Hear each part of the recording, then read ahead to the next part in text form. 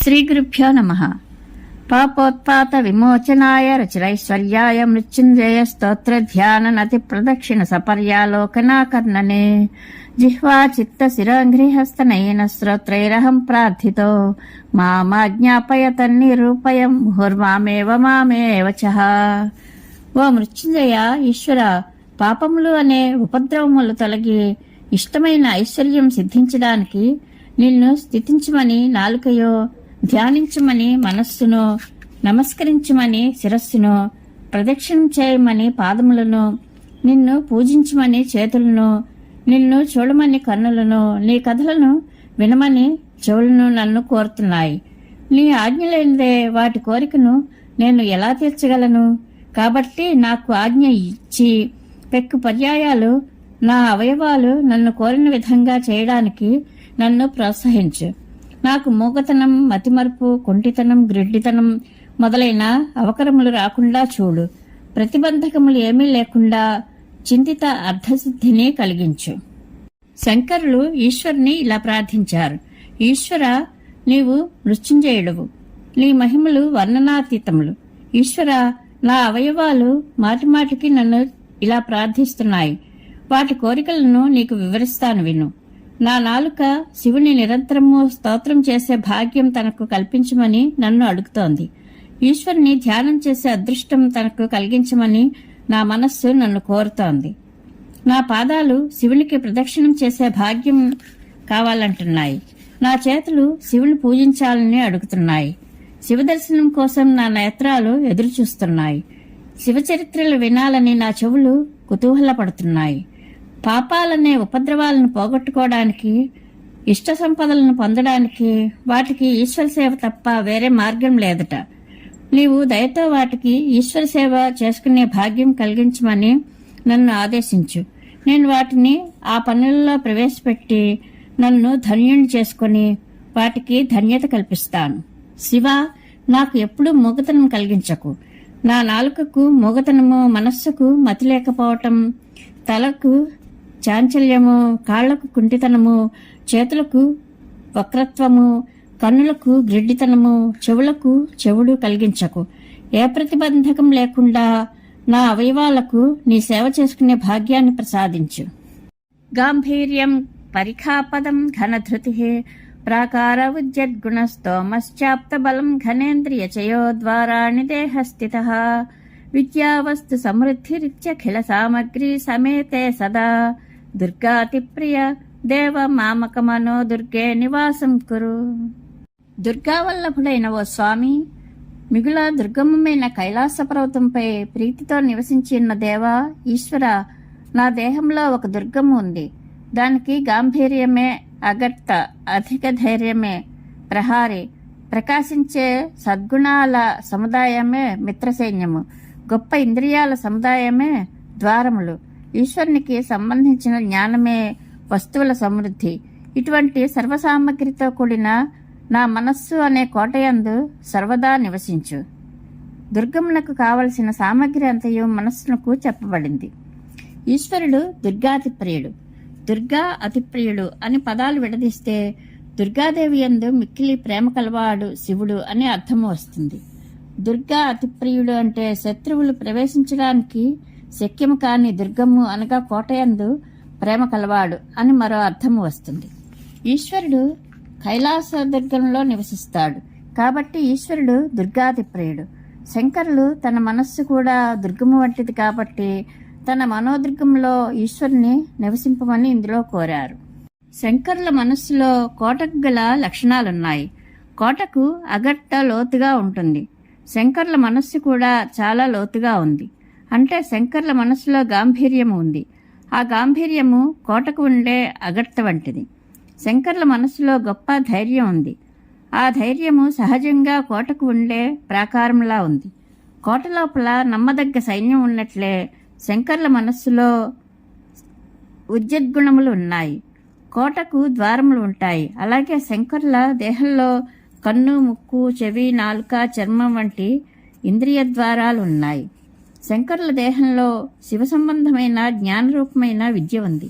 ఆ విద్య కోటలోని అవసరమైన పదార్థ సంపత్తిలా ఉంటుంది.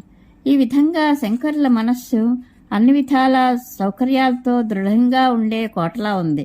కాబట్టి కైలాసంలోని కొండల్లో బండల్లో నివాసం ఉండడం మాని తన మనస్సు అనే కోటలో నివాసం చేయమని శంకరులు శివుని ప్రార్థించారు.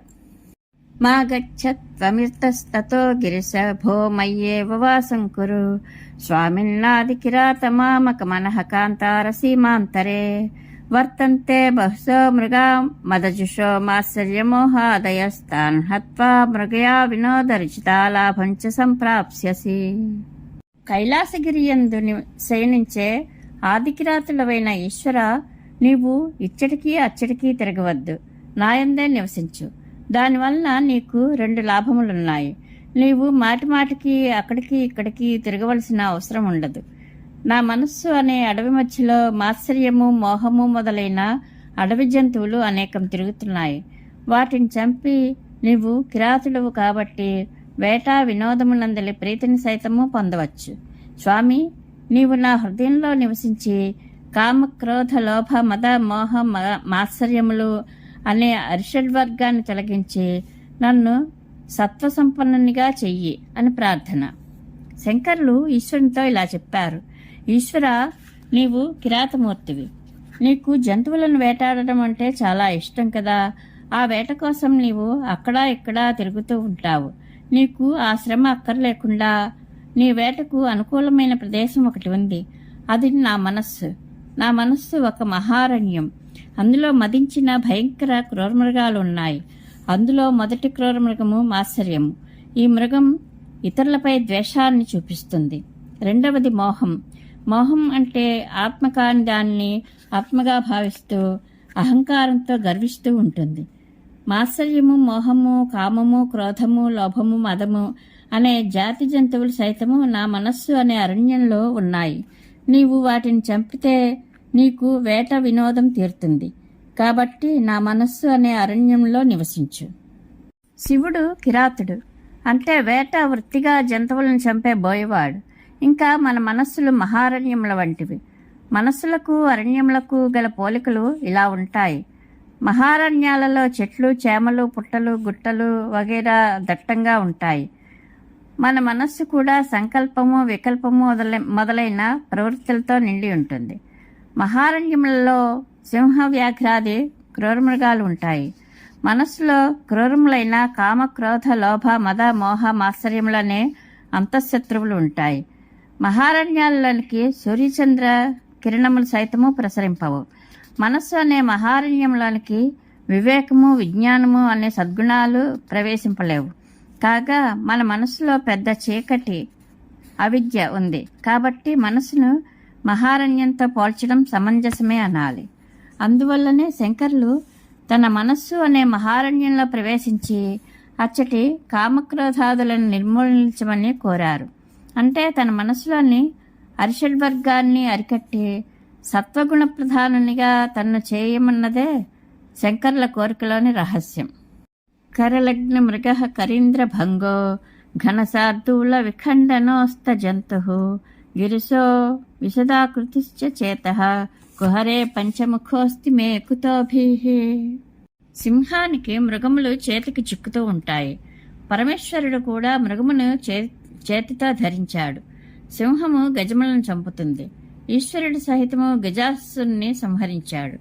సింహము వ్యాఘ్రములను ఖండిస్తుంది. పరమేశ్వరుడు వ్యాఘ్రాసుని ఖండించాడు. సింహాన్ని చూసి జంతువులు అన్నీ కనపడకుండా పారిపోతాయి. ఈశ్వరుని యందే జంతువులన్నీ లయం చెందుతాయి. సింహానికి ఈశ్వరునికి పర్వతమే నివాస స్థలము. సింహము శరీరకాంతి తెలుపు, ఈశ్వరుడు కూడా తెలిపే. సింహము పంచముఖము అనగా విశాలమైన నోరు కలిగి ఉంటుంది. ఈశ్వరునికి 5 ముఖాలు ఉన్నాయి. అటువంటి మహాదేవుడు నా హృదయము అనే గుహలో నివసించి ఉన్నాడు. నాకు ఏ భీతియూ లేదు. ఈ శ్లోకంలో శంకరులు ఈశ్వరుణ్ణి సింహముగా వర్ణించి చెప్పారు. ఈశ్వరునికి సింహానికి సమాన ధర్మాలున్నాయి. అది ఎలాగో చూద్దాం. శివుని చేతిలో లేడి ఉంటుంది కాబట్టి అతడు కరలగ్న మృగ అనబడతాడు. సింహం పంజాకు మృగాలు చిక్కుతాయి కాబట్టి సింహం కూడా కరలగ్న మృగ. శివుడు గజాసుని చంపాడు. కాబట్టి కరీంద్రభంగ. సింహం కూడా ఏనుగును చంపుతుంది కాబట్టి అది కూడా కరీంద్రభంగ. ఈశ్వరుడు వ్యాఘ్రాసురుని చంపాడు కాబట్టి ఘనశార్దూల విఖండన అని పిలువబడతాడు. సింహం కూడా శార్దూలాలను అనగా పులులను చంపుతుంది కాబట్టి సింహం శార్దూల విఖండన అవుతుంది.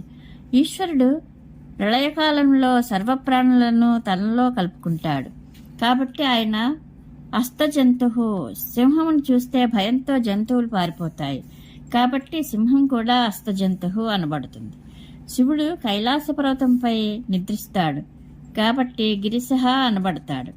సింహం కూడా పర్వతంపైనే నిద్రిస్తుంది కాబట్టి అది కూడా గిరిశః అనబడుతుంది. ఈశ్వరుడు శుద్ధ స్ఫటికంలా తెల్లని ఆకృతి కలవాడు కాబట్టి విశుదాకృతి అనబడతాడు. సింహం కూడా తెల్లని రూపంలో ఉంటుంది కాబట్టి అది కూడా విశుదాకృతి అని పిలువబడుతుందిట. ఈశ్వరుడు పంచముఖుడు.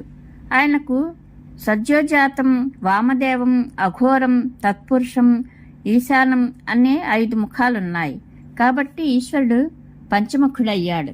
సింహం కూడా పంచముఖమే అంటే విశాలమైన నోరు కలది అని అర్థం. సింహం వంటి శివుడు తన హృదయం అనే గుహలో ఉన్నాడు కాబట్టి తనకు ఏమీ భయం లేదని శంకరులు చెప్పారు. పెద్దవారి అండ దొరికితే మనకు ధైర్యంగా ఉంటుంది కదా. సింహలక్షణాలు ఉన్న పరమేశ్వరుడి అండ దొరికితే ఇంకా చెప్పాల్సిందేముంది అని శంకరులు అన్నారు. అంటే అందరూ శివుని తమ హృదయాల్లో నిలుపుకున్నట్లయితే మృత్యు వల్ల కూడా వారికి భయం ఉండదని గ్రహించాలి. సింహం వంటి శివుడు హృదయంలో ఉంటే ప్రాణులు నిర్భయంగా ఉండవచ్చు. ఈశ్వరుడే మనకు ఏ భయము లేకుండా అభయుడు అవుతాడని సారాంశము. ఈశ్వరుని మనసులో నిలుపుకోండని శంకరులు మనకు చెప్పిన మాట. ఛందస్సాఖి శిఖాన్వితే ద్విజవరై సంసేవితే శాశ్వతే సౌఖ్యాపాదిని ఖేద భేదిని సుధాసారై ఫలైర్దీపితే చేత పక్షి శిఖామణే త్యజ వృథా సంచారమన్యేరలం నిత్యం శంకర పాద పద్మయుగళీ నీడే విహారం కురు. మనస్సు అనే పక్షి శ్రేష్టమా, వేదములు అనే వృక్షాగ్రములందు ఉన్నట్టి పక్షి శ్రేష్టములతో సేవింపబడేది, వేదాంతములైన ఉపనిషత్తులతో కూడిన బ్రాహ్మణవర్యులచే సేవింపబడేది, స్థిరమైనది, సౌఖ్యాన్ని కలిగించేది, దుఃఖాన్ని తొలగించేది, అద్భుత సారములైన ఫలాలతో ఒప్పేది, అమృతప్రాయమైన మోక్షానందముతో ప్రకాశించేది అయిన శివుని పాదపద్మయుగం అనే గూటియందు సర్వదా విహరించు. వ్యర్థ సంచారాలు విడిచిపెట్టు. ఇతరములతో నీకు పని ఏముంది? శంకరులు తన మనస్సును ఇలా ప్రబోధించారు. ఓ మనస్సు అనే పక్షి, నీకు నీడ కోసం ఒక మంచి గూడు కావాలి. ఆ గూడులో అన్ని సుఖాలు ఉండాలి. అటువంటి గూడు కోసం అక్కడా ఇక్కడా వ్యర్థంగా తిరగకు. శంకరుని పాదపద్మాలు అనే గూడు నీకోసం సర్వ వస్తువులతో సిద్ధంగా ఉంది. నీవు అందులో విహరించు. శంకర పాదపద్మాలు అనే గూడు శాశ్వతమైనది, అనగా ఎన్నటికీ చెడనిది. ఇంతకు ముందే ఆ గూట్లోకి వేదవృక్షాల కొమ్మల చివుళ్లను ముట్టిన ద్విజవరములు చేరి ఉన్నాయి. ఆ గూడు సౌఖ్యంగా ఉంటుంది, దుఃఖాన్ని పోగొడుతుంది. అమృతసారములైన ఫలాలు అక్కడ దండిగా ఉంటాయి. కాబట్టి పనికిమాలిన తిరుగుళ్ళు మాని ఈశ్వర పాదపద్మములు అనే ఆ గూటిలో చేరుకో. ఓ మనస్స, శంకర పాదపద్మాలను ఆశ్రయించు. గొప్ప విద్యావేత్తలు, వేదాంత మర్మాలను తెలిసిన వారు ఇప్పటికే అక్కడికి చేరుకుని హాయిగా ఉన్నారు.